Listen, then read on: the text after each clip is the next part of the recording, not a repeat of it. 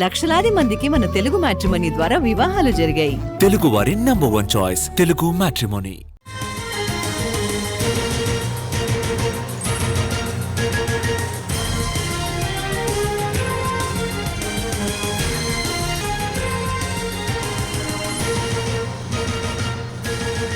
ఫిర్యాదు చేయడానికి వెళ్లిన వ్యక్తినే విచక్షణారహితంగా చితకబాదారు ఖాకీలు. ఈ ఘటన నల్లగొండ జిల్లా శాలి గౌరారం పోలీస్ స్టేషన్లో చోటు చేసుకుంది.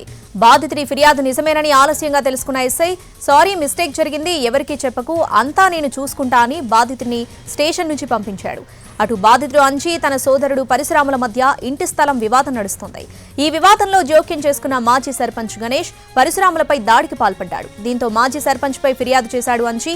కానీ తన అన్నతో కలిసి ఫిర్యాదు చేయడానికి వెళ్లిన తననే అదుపులోకి తీసుకుని అర్ధరాత్రి నుంచి తెల్లవారుజాము వరకు ఎస్ఐ మరో 6 కానిస్టేబుల్స్ చితకబాదారని బాధితుడు చెబుతున్నాడు.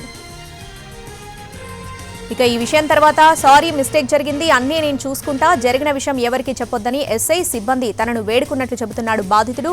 అటు పోలీసుల దెబ్బలతో గాయాల పాలైన బాధితుడు అంజీ ప్రస్తుతం నకరేకల్ ప్రభుత్వ ఆసుపత్రిలో చికిత్స పొందుతున్నాడు. ఎస్ఐ గారు కొట్టినాక నైట్ 12 గంటల నుంచి 3 గంటల దాకా బాగా కొట్టిరు.